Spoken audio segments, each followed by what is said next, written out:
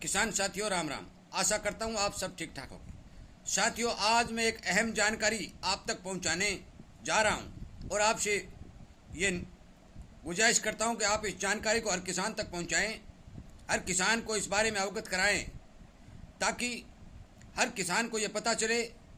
कि देश के अंदर क्या हो रहा था और अब क्या होने जा रहा है। और इसी तरह की जानकारी जो सरकारें फैसला लेती हैं, जो व्यापारी लेते हैं, जो मंडियों में चलता है, और जो घसड़ पसड़ किसान के साथ करके किसान को नुकसान पहुंचाया जा रहा है, उस बारे में आपको मैं पहुंचाता भी रहता हूं। और आपसे गुजारिश करता हूं कि आप इस मेरे द्वारा इस तरह के जो वीडियो बनाए जा रहे हैं उनके साथ जुड़े, संगठन बढ़ाएं, चैनल को सब्सक्राइब करें, ज़्यादा से ज़्यादा सोशल मीडिया के ऊपर किसान की ताकत को बढ़ा करके और इस तरह का ग्रुप बनाएं कि ये सोशल मीडिया के ऊपर एक आंदोलन का रूप ले और सरकार इसी तरह के फैसले लेती रहे।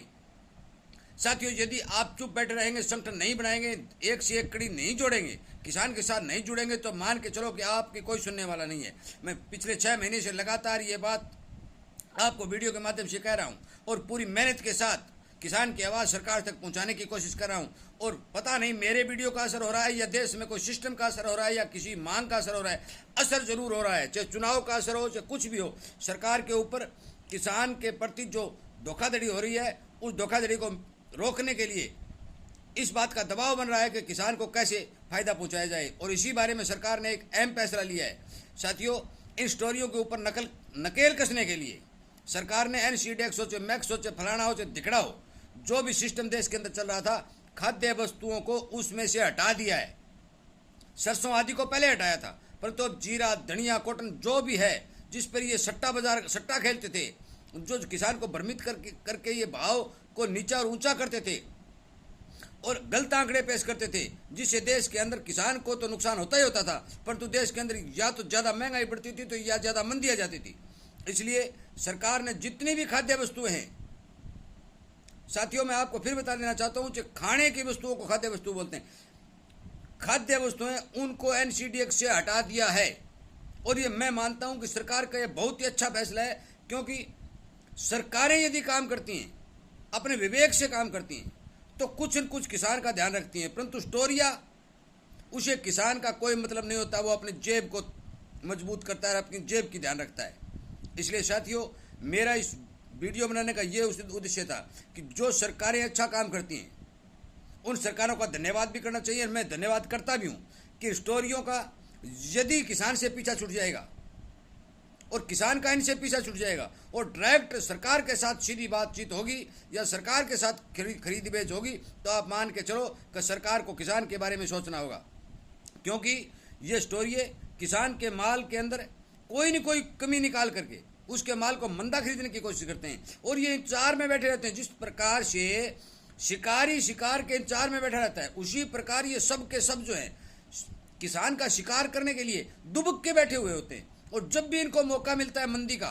और जब भी फसल का सीजन दिखाई देने लगता है और किसान की मजबूरी हाथ लगती है, तो ये फौरन दबोच लेते हैं। साथियों, मैं आपको ये बात देना चाहता हूँ कि आप यदि सोशल मीडिया के ऊपर अपनी ताकत बढ़ाएंगे, हर छोटे व्यापारी तक, हर छोटे बड़े किसान तक, हर सरकार तक, और इन बड़े मच्छरों तक भी, जो बड़े मच्छर जो समुद्र में बैठे होते हैं वो जीव को खाते रहते हैं ना, वो हाल इन मच्छरों का है। तो इनके ऊपर सरकार ने जो नकेल कसी है और NCDX के ऊपर से खाद्य वस्तुओं को हटाया है, मैं इस बात से सहमत हूँ, ठीक किया है। इसी तरह के फैसले यदि सरकार लेती है तो इन सबको इस बात का पता चलेगा। साथियों, सरकार अनाज के ऊपर स्टॉक लिमिट लगा रही है, चाहे वो गेहूं हो, चाहे चना हो, चाहे ज्वार हो, जो भी है खाद्य पदार्थ, उस पर स्टॉक लिमिट लगा रही है, महंगाई को रोक लेंगे लिए। परंतु स्टॉक लिमिट लगाने से कोई असर नहीं पड़ने वाला। हो सकता है महीने 20 दिन कोई भाव दब जाए 100-200 रुपये, परंतु स्टॉक लिमिट जब लगाई जाती है कि देश के अंदर भरपूर मात्रा के अंदर माल हो तो उसका स्टॉक नहीं कर सके।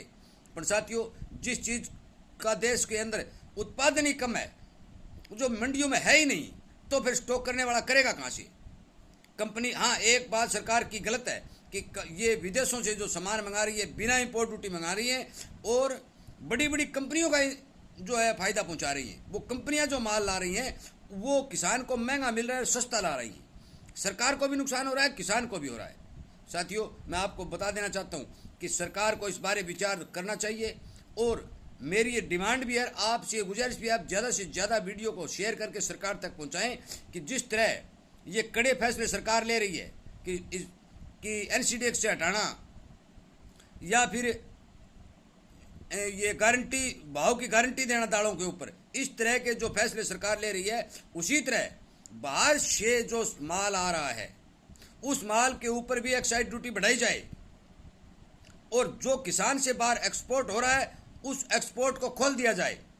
अंतर्राष्ट्रीय बाजार में जो भाव है वो किसान को मिलेंगे तो आपको मान के चलो कि बहुत ही कम नुकसान किसान को देखने को मिलेगा। मैं आपसे गुजारिश और मांग करता हूं कि आप इस वीडियो को ज़्यादा से ज़्यादा शेयर करें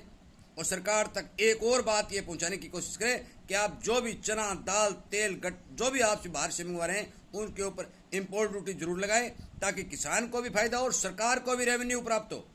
परंतु साथियों, मैं बता देना चाहता हूं कि ग्वार के ऊपर एनसीडीएक्स में सौदे चालू रहेंगे, उस पर सरकार ने कतई कोई रोक नहीं लगाई है क्योंकि ये खाद्य वस्तु नहीं है। इसलिए कृपया करके इस बात पर ध्यान दें, ग्वार में खेल चलता रहेगा जब तक ग्वार के बारे में किसान पूर्णतया से सोच समझ कर बिजाई नहीं करेगा, पूर्णतया से इसका सटीक उत्पादन नहीं करेगा और अपने माल को बाजार की पूर्ण जानकारी लेकर बाजार में नहीं उतारेगा, तब तक ये स्टोरी ग्वार के ऊपर तो हावी रहेंगे ही रहेंगे। इस बात से आप बिल्कुल निश्चित रहें कि इस ग्वार का पीछा ये छोड़ देंगे, ये नहीं छोड़ेंगे। क्यों नहीं छोड़ेंगे? क्योंकि सबसे बड़ी बात तो ये है कि ये कुछ लंबे समय तक रह सकता है। लंबे समय तक क्या होता है कि ये खराब नहीं होता